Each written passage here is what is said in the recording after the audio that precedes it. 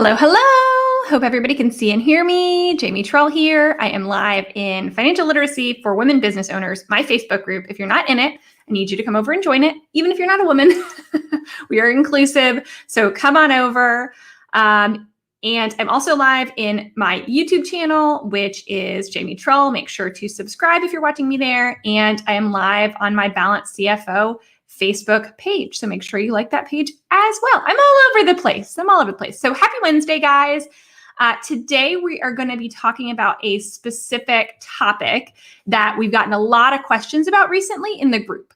And so usually when I see an influx of different questions that relate to a specific topic, I know it's time to do a specific live about it. Now, I've done one of these before, but it's been probably a year, maybe more, since I've talked about this in this group, and the group has changed a lot. So I wanted to do a talk that is specifically on different tax considerations for auto ownership. And so there's a lot kind of wrapped up in that, and I'm going to try to do this in 30 minutes. I'm pretty sure it's going to take a little longer, but I'm going to try because it is kind of a complicated subject. So I'm letting you guys join. And again, like I said, what I want to talk about today is number one, what are the different options when it comes to getting tax write-offs, as it were, right? Tax deductions for auto usage. And then I get a lot of questions around, okay, so who should buy a car? Should I buy the car personally? Should my business buy the car? What's really the difference there? So we're going to talk about that as well. And there are some things that you might also want to have to make sure that you're getting the best tax treatment and that you're not accidentally getting taxed on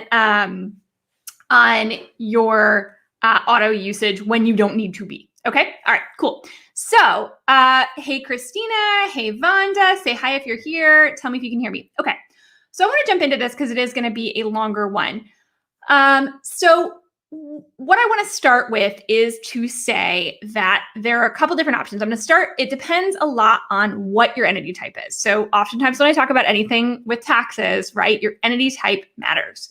So if you are a sole proprietor or LLC, you may have one set of rules. If you are an S-Corp or a C-Corp, you have a different set of rules. So I'm going to talk about each of you, but don't tune out during the other person because there's actually some things that really cross over. It's just slightly different. So hey, Scott, hey, Marissa, hey, Rolanda, great.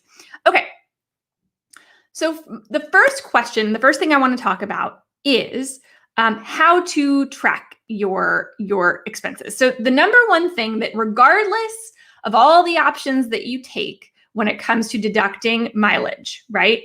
The thing you need to do is track your mileage. Okay. So that's the first thing I need everybody to know, that they should be tracking their business mileage, whether it's a personal car that you are using for business, whether it's a business car that you use a little bit for personal, right? You need to be tracking your business mileage.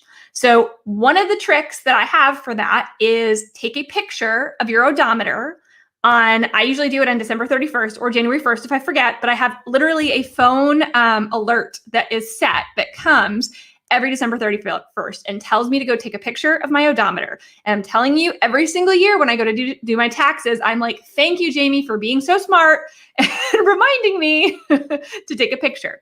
Because what you're going to want to have is you need beginning and ending mileage. You can also, one of my friends, Kelly, we were talking about this morning. She's a CPA as well. She just tells people, hey, go get your oil changed right around the beginning or end of the year, right? Every single year, and just have that be, and then you have that also like really clear evidentiary proof of what your mileage was at the beginning and at the end of each year. It doesn't have to be the exact date, you guys. So I know some people are like, well, it's January 3rd.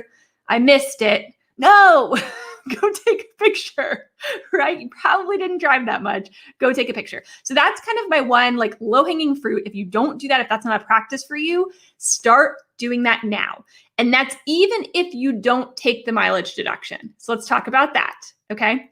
So I'm going to specifically talk to my sole proprietors and LLCs, my Schedule C filers right now. But a lot of this also applies.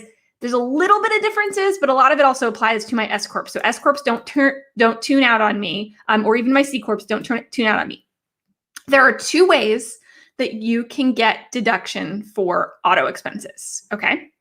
Mileage, right? and it's using the standard mileage rate. So it's the number of miles you drove for business. And I'm going to get to what exactly constitutes driving for business here in a minute.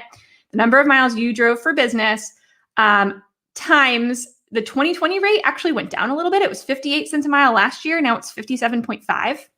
I don't know. So 57.5 cents a mile is the IRS deductible rate. So you take business mileage times that equals the amount of the deduction that you could get if you do the mileage route.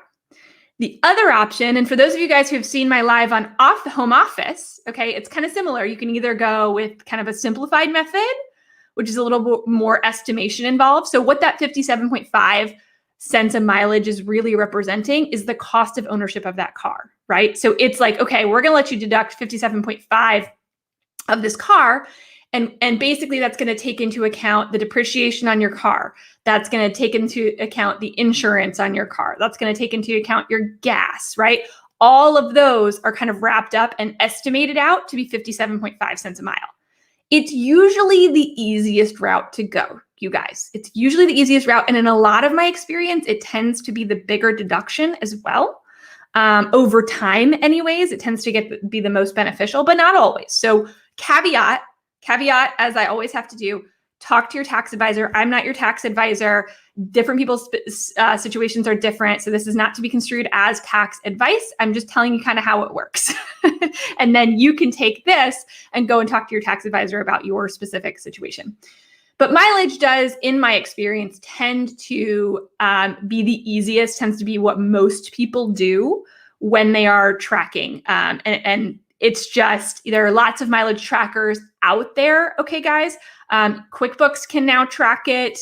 Mile IQ is another good one for tracking mileage. So you can just basically, like, even on QuickBooks and on Mile IQ, you can say, okay, you can start the app when you start driving, and then it'll just capture it. Or you can keep it on all the time and then go in and categorize all your different trips, which is actually kind of annoying if you drive mostly for personal. Then you've got like all your trips in there that you have to sit there and categorize. But you can do that if that's what you want to do. Or if you're more manual, if you'd rather just kind of keep a log yourself, especially if you don't drive a ton, then I have a mileage tracker and it's free. So you don't need to have any of those softwares. So go to jamietrall.com/mileage and you can download it, and it will calculate your mileage deduction for you and be a place that you can track your mileage. So go check that out. The link, if you're on Facebook, it's up here. If you're on YouTube, it's down here. Go check that out. Okay. So, but if you don't do mileage, if you're like, no, I think I want to take actual expenses. So instead of coming up with this like 57.5 cents a mile that kind of incorporates all of that, I'm actually going to take my real expenses. What are your real expenses?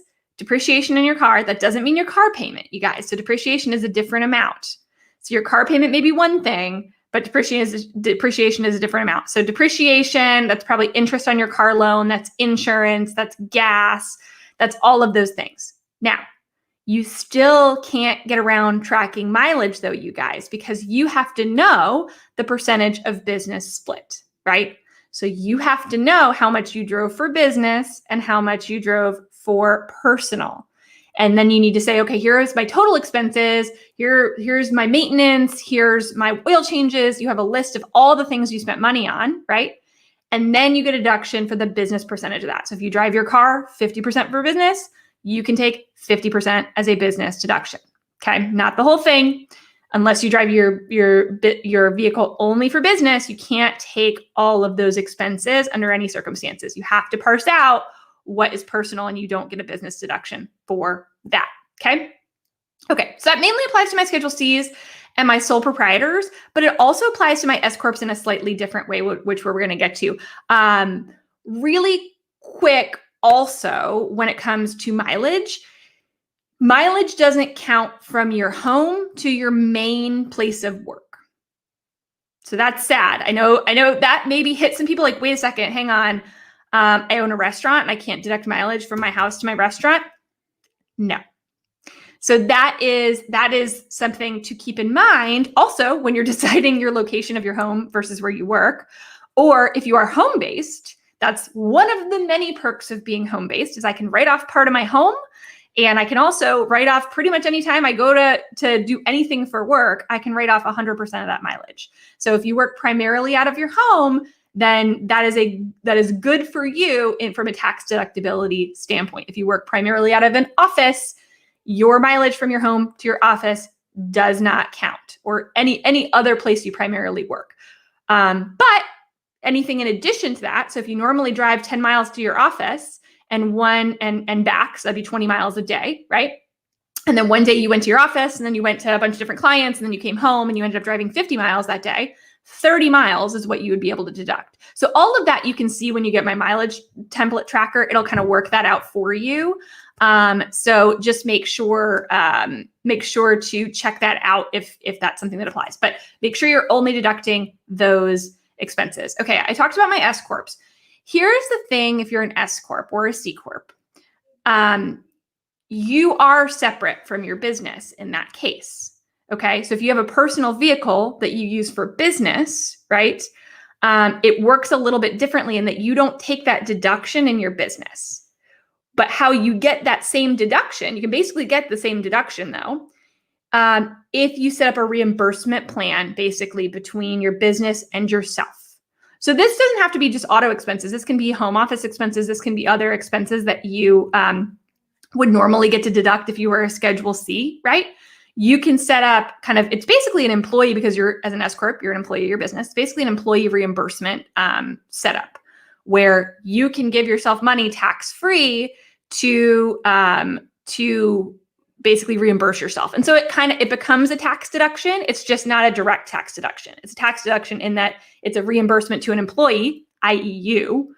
And if you set it up correctly, listen here, if you set it up correctly, then it doesn't count as income to you, the business owner. If you don't set it up correctly, it can default end up becoming income that you get taxed on, okay? All right, so those of you who are on my S-Corps and my C-Corps, listen up here. This is important. You don't have an accountable plan. If you have a personal vehicle, okay, and you want to get some reimbursement and you use it for business and you have an S-Corp or a C-Corp, I need you to get an accountable plan.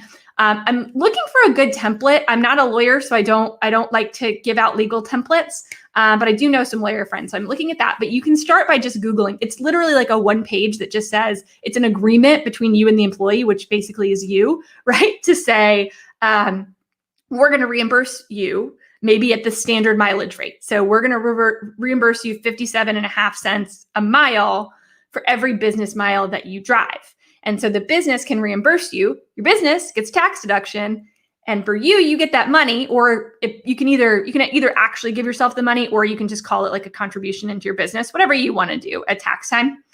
But you don't have to pay taxes on that as income, right? Because if you don't have that in place, then that income that's given to you, right, that's paid out to you, could be essentially default to being taxable income to you if you don't have this in place. It's silly because it's literally a piece of paper, but it shows if the IRS were to come audit you and they're like, okay, well, where's your reimbursement plan and your accountable plan? And you're like, what? They're going to be like, okay, actually, I'm going to, reclassify all of this as income to you, and now you have to pay taxes on it.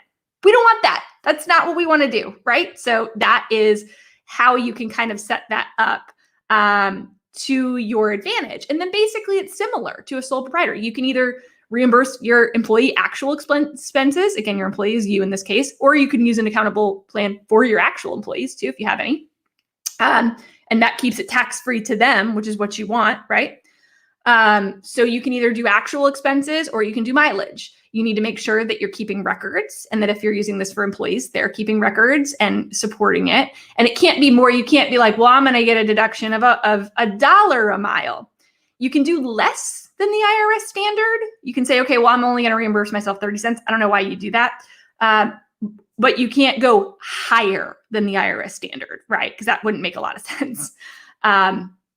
So that's what I recommend for my S-Corps and my C-Corps, okay? So that's if you own a personal vehicle, track all of that information and then do it. Now, if you do mileage, you can, if you do mileage, you can switch. So usually you pick. Usually it's like, okay, am I going to do mileage? Especially when you buy a new car. Am I going to do mileage? Am I going to do actual?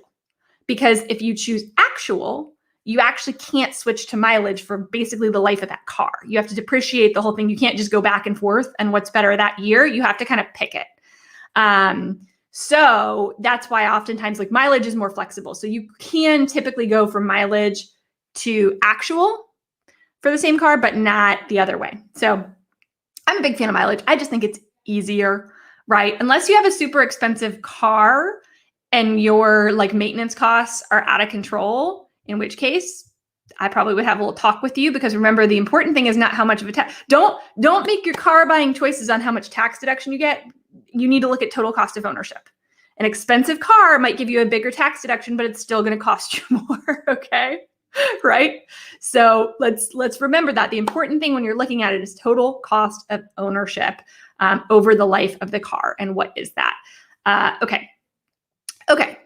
So let me know questions on that, but I want to get into a question that has come up, which is, should my business buy the car or should I buy the car personally? And I have some thoughts, and there is some legal tied up in this that I am not a lawyer, hashtag not a lawyer, y'all. I cannot opine on that, but I'm going to tell you some thoughts from a tax perspective. But let me take your questions before we jump into that. Let me take what questions you have. Let's see. Does mileage to conferences and continuing education meetings count? Yes, if they are deductible for your business, meaning they are, what is it? They are necessary and, oh man, I'm losing my words today. But they're typical expenses that are applicable to your business that you deduct normally, then yes, they are, but only what's above and beyond what your normal daily commute would be. Okay. Let's see. What would you be your suggestion to track mileage for fleet vehicles? I have 2 service vehicles, and this is a huge area that we need improvement in.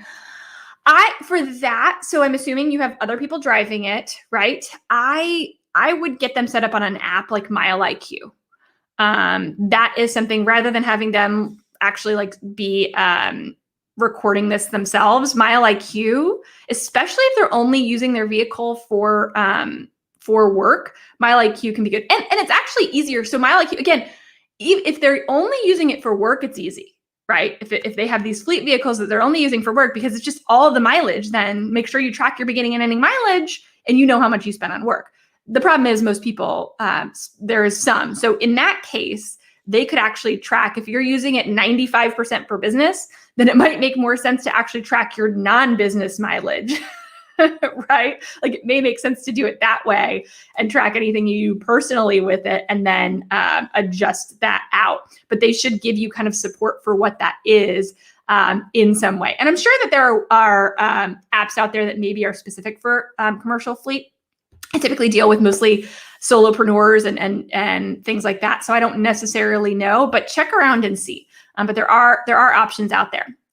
Okay. So I don't see any other questions on that. So I'm going to jump into talking about who should buy my car.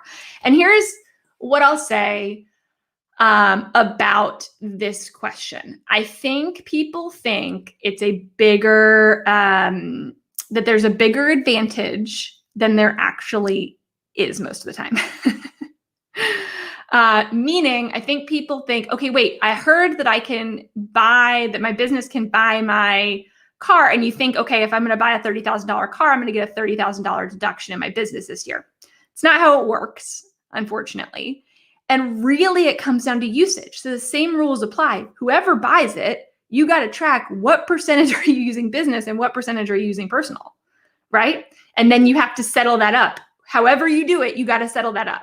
So buying a vehicle that is going to be your main vehicle for personal as well as a business vehicle probably isn't going to help you that much versus just buying it personally. Now, there are some legal considerations in there, but it's not going to be this like, oh, I got this huge tax deduction because I bought it from my business. A lot of times you won't even be able to. So if you're sole proprietor, you can't buy it under your business. If you're an LLC, you can, but you probably need to have some credit history. Same thing with S-Corps. You're probably going to need some credit history behind it, and you're probably going to have to personal guarantee it anyway, more than likely, unless you have a ton of business credit built up and you can buy it with just your business credit. The plus side there from a legal perspective is now it's in your business, right? So it's separated from you personally. Though the legal, because I know a lot of you guys got the EIDL loan, I want to at least bring this up. Remember, you cannot buy a car with the EIDL loan, so don't do it. If you're thinking about doing it, you can't do it. You can buy a car and have that loan. You can't use that money. If you do that though, and your EIDL loan was over $25,000, okay, which means you gave collateral that you've put up your business assets as collateral. If you buy a car in that business, in my opinion, again, hashtag not a lawyer, but in my opinion, in my thought process, that now is something that is attached to your EIDL loan as collateral. And if you default on your EIDL loan, they could come take your car. If it's on you personally, they can't do that. So again, go talk to a CPA, small business lawyer that is knowledgeable about this stuff if you were thinking about buying a new car and this is something that you're considering. But usually what I tell people is, look at what you're using it for, right? It's not like if you are using your car 70% of the time for your personal, it's probably a personal vehicle, and then you can get those business deductions the way we talked about earlier, right?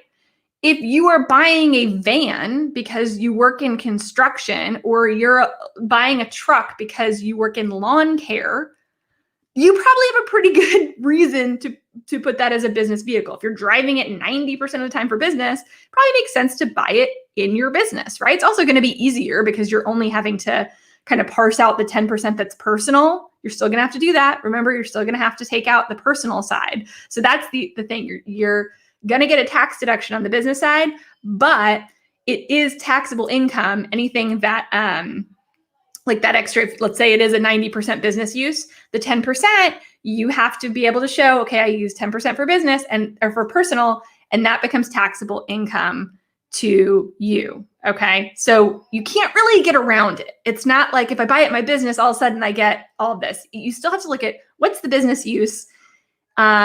And if you're just like doing, a lot of people are just doing random trips here and there. Like I travel a little bit, like minutely for business, but my car, maybe 10%, right? It would make 0 sense for me to buy my car in my business. There would not really, for me, I can't really see that many benefits from doing that. But again, talk to a lawyer because I'm talking from a tax perspective. It really wouldn't benefit me. Plus, commercial insurance is more expensive. You may have additional taxes, like if your state has personal property taxes on your business, you may have to pay additional taxes. Like there are things like that if you have a commercial, vehicle that you might not think about. It might cost you more to register your vehicles. There's a lot of like these little hidden costs. If you do buy it commercially, you want to make sure that really is a commercial vehicle. Okay. All right. So yeah, if you have a second car as your personal, that's great. But again, it goes with how are you driving that car? Are you driving it 90%, 100%, 80% for business? Then it probably makes sense to buy it in your business. You don't have to. You can still do the reimbursement that we talked about. And again, it depends on whether you can even get a loan under your business or not, right? But I think you just have to look at the business usage of that car that you're talking about. There's not a standard. The standard is 57.5 cents a mile. That's the standard deduction. So you still have to track your mileage because they don't know, right? Like they don't know. There's no standard in how much people travel for work. Some people don't travel at all. Some people travel a ton. So they can't really come up with a standard other than a per mile standard. So you do, if you want to get any kind of deduction for it, and you can do the calculation. Okay. So what is it? Let's first I want to take a step back here. If you travel 50 miles a year, let's just for work, right? Like minimal travel for work. Just for some of you guys who might be having consternation over this, you're like, oh my gosh, I haven't been traveling. 50 miles per work times 37 cents a mile. Hang on, 50 times 0.375. Okay, that's $18.75 of a deduction. That's not how much you actually get back in taxes. Because remember, it's the deduction amount times your tax rate. So let's say you have a 25% tax rate. If you drive 50 miles a year for work, it's less than $5 that you're going to save in taxes by deducting it. Okay? So for some of y'all, hopefully that's a sigh of relief that like if you've never tracked your mileage, that you didn't just leave a whole bunch of money on the table. Now, if you're traveling hundreds and thousands of miles, like, okay, now you're talking about an amount of money that makes sense. But if you want to do like a back of the envelope, think about the amount you used, the amount that you drove last year, you think for business, right? So let's say it was 1,000. 1,000 miles times 0.375, okay? And then times a tax rate. I don't know your tax rate. I'm just using 0.25 times 0.25. So if you drove 1,000 miles, it's about $100 that you're saving in taxes by deducting it, okay? So just to give some reference there, that's kind of how that will work out. Okay. Let's see. Saw that one. Okay, so now we're getting into the nitty gritty, Paula. All right, I'm not going to go too far into bonus depreciation, but yes, okay. 100% first year bonus depreciation. I don't know that it's full. I'd have to look back and see because I thought it was limited. I thought it was like 8,000 or I can't remember the exact number off the top of my head. I don't know that it's unlimited 100%. I think it's up to a max. I need to look. But what Paul is talking about, for those of you who are like, bonus depreciation, what? If you buy a vehicle, and that's true even if you buy it personally. So remember, if you choose actual expenses, and depreciation is one of those, especially if you're a sole proprietor LLC, if you choose actual expenses, you can depreciate. You're still going to depreciate that car. You can still depreciate that car as a business asset, even if it's personal. If you choose actual expenses, okay. Typically with depreciation, I'm not going to get into a whole depreciation. It's a whole other topic. We should do a whole other thing about depreciation. But depreciation, all it really is to say, okay, I bought a car. It was $20,000. It's going to last, let's say the depreciable life, I'm going to use it for 5 years, right? $20,000 divided by 5 years. It's a little bit more complicated than this, but we're just, for the sake of argument, $20,000, I'm going to use it for 5 years. I can take a $4,000 deduction every year of depreciation, okay? You don't take the full 20 in the first year, typically. That's the way depreciation by accounting crazy rule works, because you're matching up. You're saying, okay, well, we're going to match the income at the expenses. You're planning to make money off that vehicle for 5 years, so we're going to match those. And the IRS assigns those depreciable lives and all of that you're supposed to depreciate over. So that's typically how it works. There's a thing called bonus depreciation that they allow in certain cases where you can write off more upfront.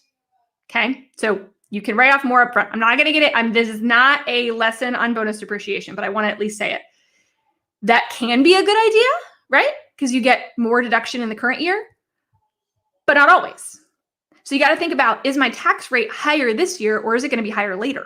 And a lot of times you're expecting to grow your business, in which case your tax rate's going to be higher later, in which case I'd rather have the deduction later, right? And I know that's hard because you're like, yeah, but I get more money back now. I'd save money on taxes now. Yeah, but you'd pay more money in taxes later. If you take the depreciation up front, you pay more money in taxes later because you don't have those write-offs later. This is where, if we're in the world of bonus depreciation, I want you to sit down with your CPA and talk about it.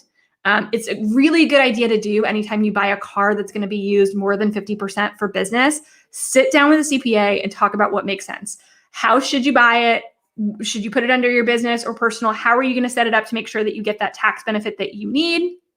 And when are you going to take those depreciation adjustments? Are you going to take them over a longer period of time, or are you going to take bonus depreciation? Work with a tax accountant on that. Okay. I really recommend it because it will save you money over the long haul, right? Like sit down and preferably the person who's going to be doing your taxes for the end of the year also. I think is a good idea to sit down with that person, but that's what I would recommend if you're in that place. Okay, other things that I wanted to bring up. My friend Kelly also brought this up. She's like, ooh, you need to tell people, and this was a great one. Those of you, and nobody on here, because y'all come here and y'all listen. So I'm probably preaching to the people who aren't here. But if you throw a logo on your car and think, okay, now I can deduct all the mileage I drive anywhere because it's advertising, the IRS does not agree. Kelly was a little more fired up in her response. I told her she needed to come in and tell people what she said instead of me. I'm going to be a little nicer about it. And Kelly's like the nicest person on earth, which is why it's funny. But she got pretty fired up. Like, no, you cannot. Don't do that. The IRS will not like that. They will not Could you get away with it? Could you do that? And I know people are like, well, I did that last year and they didn't say anything because they didn't look. If you get audited, they're going to be like, hey, show me this. And you're not going to have really a leg to stand on. You're going to say, well, I put a sticker on my car, so thought it was advertising. It's not. So that's one of the things that I wanted to make sure that I talked about. And then also the fact that like when you're making a decision to buy a car though, don't buy a car for the tax deduction, just like you don't buy a car for the car payment. What's the total cost of ownership? That is the number you need to look at when you're buying a car. Lower equals better. Lower equals better. It just does. And total cost of ownership is the cost of the car, cost of maintenance, cost of gas, all of those things that you want to consider, how long you're going to use. Like you want to look at the total cost of ownership of a car when you're deciding what to buy. Obviously, dependability matters, all of that as well, but that plays into the total cost of ownership in that cars that need a lot more maintenance and that have things go wrong are going to have a higher cost of ownership. My husband had a car recently. We just switched to one that has a way lower cost of ownership. The last one, I hated that car. I hated that car. I hated that car. Hated it. He liked it because it had a nice brand name, but it was super expensive. So, okay. Make sure you track. Go check out the mileage tracker, jamietroll.com/mileage. Make sure you download that. Make sure you set your alarm to take a picture or set up your oil change appointments for the end of the year. Get into that habit so that you know what your mileage is and then track away, you guys. Look, y'all, I got it. It's 31 minutes. That's pretty dang good. I'll take it for a topic like this. So I hope you guys have a great one and I will see you later this week. Bye-bye.